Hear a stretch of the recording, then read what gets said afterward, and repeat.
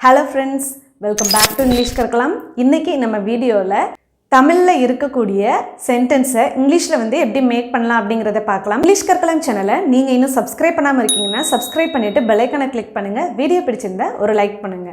Let's see the first sentence. நான் அலுவலகத்தில் இருந்தபோது அவர் என்னை சந்தித்தார். நான் ஆபீஸ்ல இருக்கும் பொழுது அவர் என்னை பார்த்தாரு. இப்போ நம்ம ஒரு சென்டென்ஸை இங்கிலீஷில் மேக் பண்ணுறதுக்கு ஃபஸ்ட்டு நம்ம என்ன செய்யணும், அந்த சென்டென்ஸில் இருக்கக்கூடிய டென்ஸ் என்ன அப்படிங்கிறத ஃபைண்ட் அவுட் பண்ணணும். ஓகே, இப்போ பாருங்கள், அலுவலகத்தில் இருந்தபோது அவர் என்னை சந்தித்தார். ஸோ சந்தித்தார் இந்த இடத்துல என்ன தெரியுது, இது ஒரு பாஸ்ட் டென்ஸ். ஓகே, பாஸ்டில் எப்போவோ நடந்த ஒரு நிகழ்வு. இப்போ நெக்ஸ்ட் ரூல் என்ன, இந்த சென்டென்ஸில் ஒரு சிச்சுவேஷன் நடந்திருக்கா, அதாவது ஒரு நிகழ்வா அல்லது இரண்டு நிகழ்வுகளா அப்படிங்கிறத நம்ம ஃபைண்ட் அவுட் பண்ணலாம். ஓகே, இப்போ நான் அலுவலகத்தில் இருந்தப்ப அவர் என்னை சந்தித்தார். இப்போ இந்த இடத்துல பாருங்கள், நான் அலுவலகத்தில் இருக்கிறேன், இது ஒரு ஆக்ஷன். அவர் என்னை சந்தித்தார், அவர் என்னை பார்க்குறாரு. இந்த இடத்துல ரெண்டு பேர் ரெண்டு விதமான ஆக்ஷன்ஸை பண்ணுறாங்க. ஃபர்ஸ்ட் என்னது, நான் அலுவலகத்தில் இருக்கிறேன். ஓகே, இருக்கிறேன் அப்படிங்கிறது என்னது, ஒரு ஆக்ஷன். அவர் என்னை சந்தித்தார், சந்திக்கிறது ஒரு ஆக்ஷன். ஸோ டூ ஆக்ஷன்ஸ் நடந்திருக்கு. So two situations. ஃபஸ்ட்டு நம்ம ஒரு சிச்சுவேஷனை மட்டும் ஃபஸ்ட்டு கொண்டுட்டு வந்துடலாம். இப்போ இங்கே இருக்கக்கூடிய அவர் என்னை சந்தித்தார் அப்படிங்கிறத ஃபஸ்ட்டு கொண்டுட்டு வந்துடலாம். ஓகே, ப்ரீவியஸ் வீடியோலையே நம்ம ஒரு சென்டென்ஸில் ரெண்டு சிச்சுவேஷன் நடக்குது அப்படின்னா அதில் எது ஃபஸ்ட்டாக நடக்கும் ஃபஸ்ட்டு கொண்டுட்டு வரலாம், அல்லது அந்த சிச்சுவேஷனில் எது நம்மளுக்கு இம்பார்ட்டண்ட்டாக சொல்லணும்னு தோணுதோ அதை நம்ம ஃபஸ்ட்டு கொண்டுட்டு வரலாம். ஓகேவா, இப்போ இந்த இடத்துல நான் அலுவலகத்தில் இருக்கிறேன் அப்படிங்கிறது அது ரெகுலராக டெய்லி நடக்கக்கூடியது. அப்போ ஏதோ ஒரு நாள் தான் என்ன செய்கிறாரு, அவர் என்னை சந்திக்கிறாரு. ஓகேவா, அப்போ அந்த இடத்துல அவர் என்னை சந்திக்கிறது தான் மெயினான ஒரு சிச்சுவேஷனாக இருக்குது. ஸோ அதை நம்ம ஃபஸ்ட்டு கொண்டுட்டு வந்துடலாம். அவர் என்னை சந்தித்தார். இதை அப்படியே ஒரு சென்டென்ஸை எப்படி நம்ம மேக் பண்ணுவோமோ அதே ரூல் படி கொண்டுட்டு வரலாம். ஒரு சென்டென்ஸில் எது ஃபஸ்ட்டு வரணும், சப்ஜெக்ட். எஸ், இங்கே எது சப்ஜெக்ட், இந்த செயலை செய்தவர் யாரோ அவர் தான் என்னது சப்ஜெக்ட். அப்போ அவர் அவர் அப்படிங்கிறதுக்கு இங்கிலீஷில் you almost know that word he. இப்போ நம்ம சப்ஜெக்ட் அடுத்து என்ன கொண்டுட்டு வரணும், வேர்பை கொண்டுட்டு வரணும். ஓகே, வேர்ப் என்னது, அவர் என்னை சந்தித்தார், மீட் பண்ணார். ஓகே, சந்திக்கிறது அப்படிங்கிறத இங்கிலீஷில் நம்ம மீட் அப்படின்னு சொல்லுவோம். மீட்டோட பாஸ்ட் ஃபார்ம் இங்கே எழுதணும். ஏன், because this sentence is past tense. So மீட்டோட பாஸ்ட் டென்ஸ் என்ன, மெட். ஹி மெட், அவர் சந்தித்தார். இப்போ சப்ஜெக்ட் வேர்ப், தென் ஆப்ஜெக்ட். அதாவது இந்த செயல் யாருக்காக நடந்தது அப்படிங்கிறது தான் என்னது, ஆப்ஜெக்ட். ஓகேவா, அடுத்ததாக நம்ம கொண்டுட்டு வர போகிறோம். அவர் என்னை சந்தித்தார். இப்போ என்னை அப்படிங்கிறத தான் நம்ம அடுத்ததாக கொண்டுட்டு வரணும். இங்கிலீஷில் என்னை அப்படிங்கிறதுக்கு நம்ம என்ன வேர்ட் யூஸ் பண்ணணும், மீ. ஹி மெட் மீ.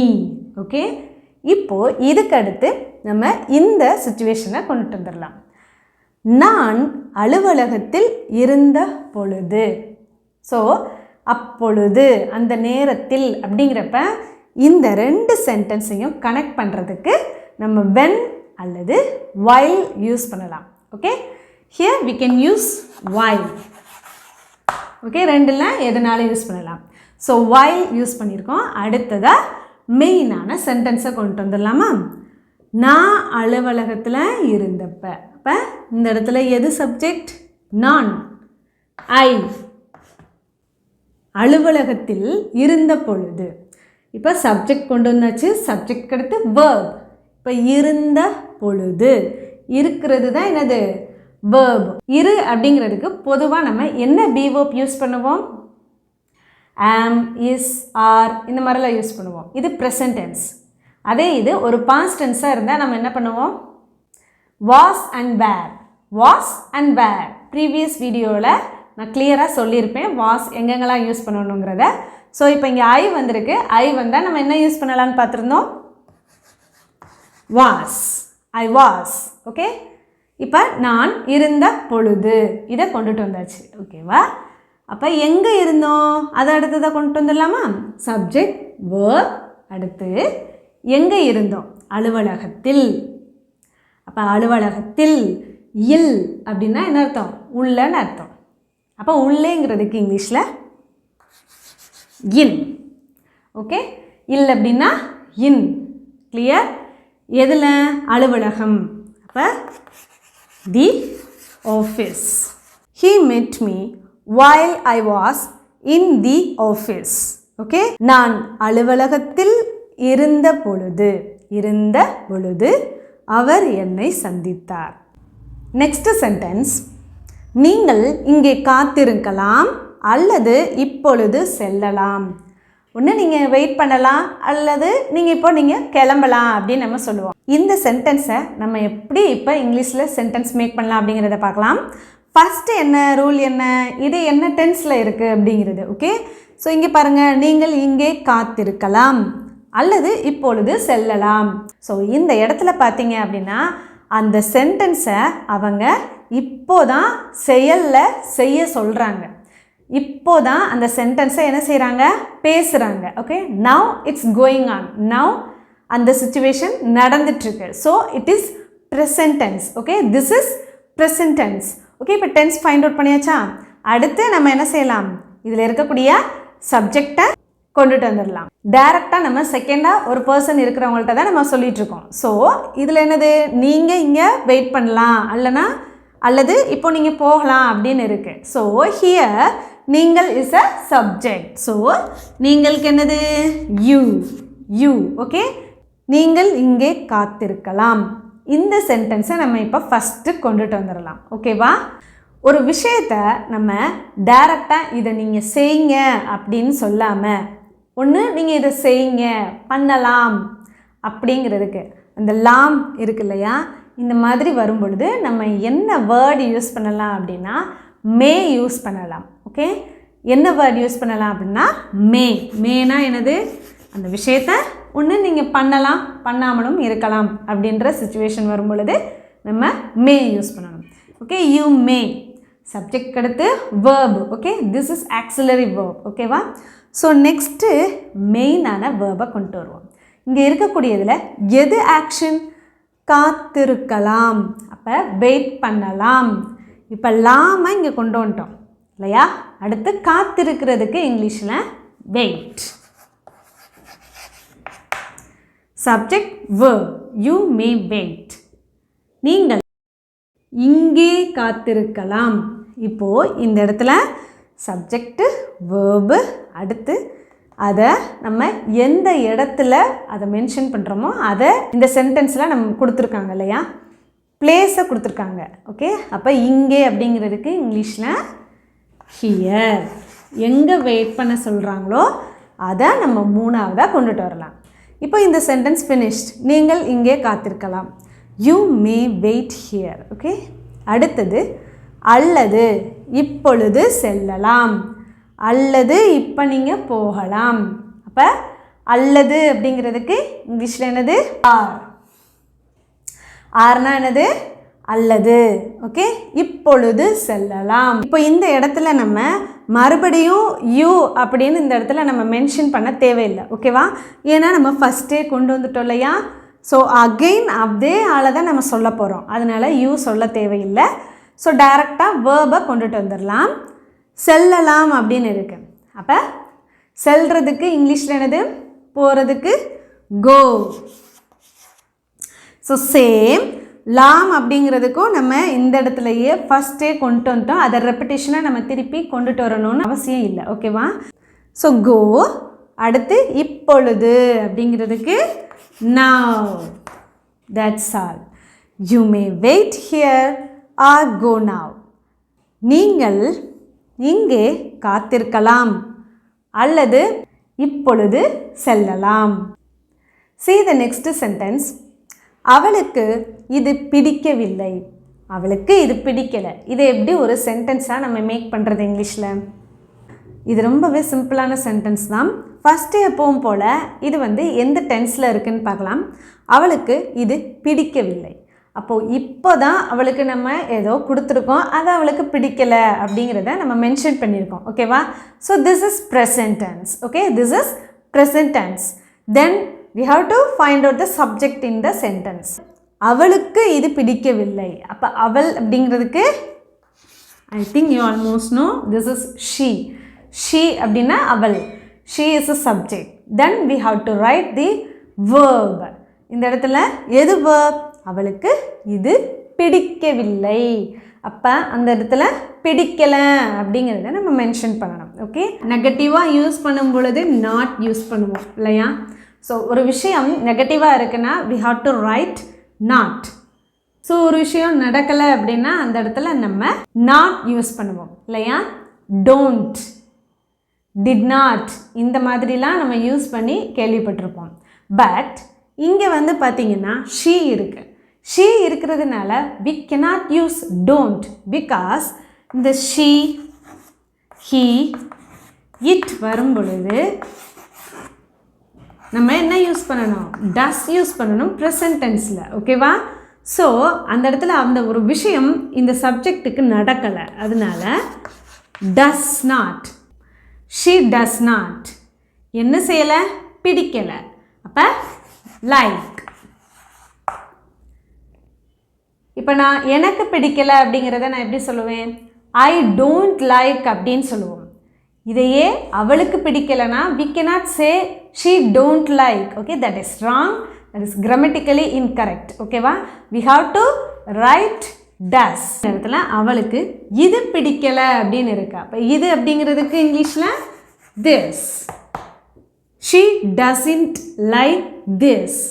இதையே அவளுக்கு இந்த படம் பிடிக்கலை அப்படிங்கிறத எப்படி சொல்லலாம்? அவளுக்கு இந்த படத்தை பிடிக்கலை. இது உங்களுக்கான ஒரு குட்டி ஹோம்ஒர்க். இதோட ஆன்சரை கமெண்ட் பாக்ஸில் சொல்லுங்கள். நெக்ஸ்ட் சென்டென்ஸ், நீங்கள் சிரிக்கும் விதம் எனக்கு பிடிக்கவில்லை. நீ சிரிக்கிற விதமே எனக்கு பிடிக்கலை அப்படின்னு நம்ம சொல்லுவோம் இல்லையா? இப்போது இந்த சென்டென்ஸை எப்படி நம்ம சென்டென்ஸ் மேக் பண்ணலான்னு பார்க்கலாம். First we have to find out tense. Okay, நீ சிரிக்கிற விதம் எனக்கு பிடிக்கலை. இப்போ இந்த ஒரு விஷயம் now it's going on, இப்போது அந்த விஷயம் நடக்குது இல்லையா? ஸோ இது ஒரு present tense. Then we have to write the subject at the beginning of the sentence. Okay, here which is subject? See here, நீங்கள் சிரிக்கும் விதம் எனக்கு பிடிக்கலை. இந்த இடத்துல எனக்கு பிடிக்கலை அப்படிங்கிறது தான் நம்ம என்ன செய்யணும்? ஃபஸ்ட்டு கொண்டுட்டு வரணும். Here we are going to use the reverse method. Okay, நம்ம எதை வந்து முக்கியமாக மென்ஷன் பண்ணுறோம்? எனக்கு அதை பிடிக்கலை. So we have to write this sentence at the beginning. So எனக்கு அப்படிங்கிறதுக்கு நம்ம ஐ எழுதணும். ஓகே, ஐ அப்படின்னா எனக்கு, எனக்கு பிடிக்கலை. பொதுவாகவே எனக்கு பிடிக்கலைங்கிறதுக்கு you already know I don't like. I don't like அப்படின்னா இது எனக்கு பிடிக்கலை. இப்போ இந்த இடத்துல எதை எனக்கு பிடிக்கலை அப்படிங்கிறத நம்ம அடுத்ததாக கொண்டுட்டு வரலாம். நீங்கள் சிரிக்கும் விதம். நெக்ஸ்ட்டு இந்த ரெண்டையுமே கனெக்ட் பண்ணுற விதமாக என்ன இருக்குது? சிரிக்கும் விதம்.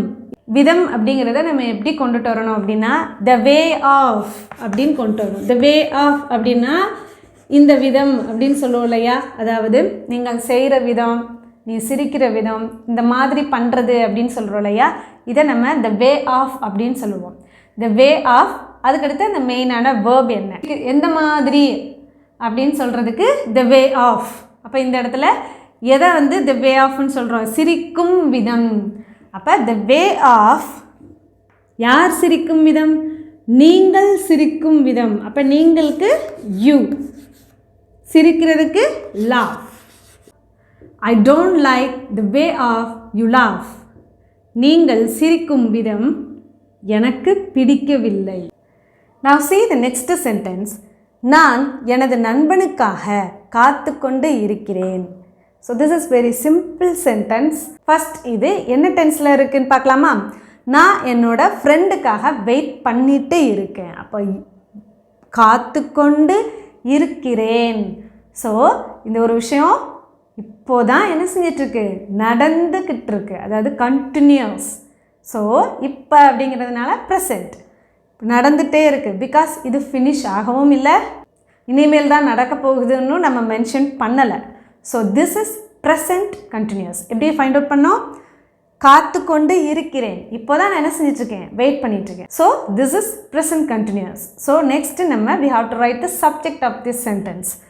நான் எனது நண்பனுக்காக. இப்போ இந்த இடத்துல நான் எனது ரெண்டு இருக்குது. நம்ம எதை கொண்டுட்டு வரணும் மெயினாக? ஃபஸ்ட்டு நம்ம நான் அப்படிங்கிறத தான் கொண்டுட்டு வரணும். ஓகேவா? ஐ, நான் அப்படிங்கிறதுக்கு ஐ. எனது நண்பனுக்காக காத்து கொண்டிருக்கிறேன். சப்ஜெக்ட் எடுத்து நம்ம என்ன கொண்டு வரணும்? We have to write the verb of the sentence. Okay, here which is verb? காத்து கொண்டு இருக்கிறேன். So this is present continuous. Present continuousல நம்ம என்னென்ன யூஸ் பண்ணலாம்னு பார்த்துருந்தோம். am, yes, are. So for am we have to write I am. He is, she is, it is, they are, you are, we are, and plural. This is for singular. And I க்கு am.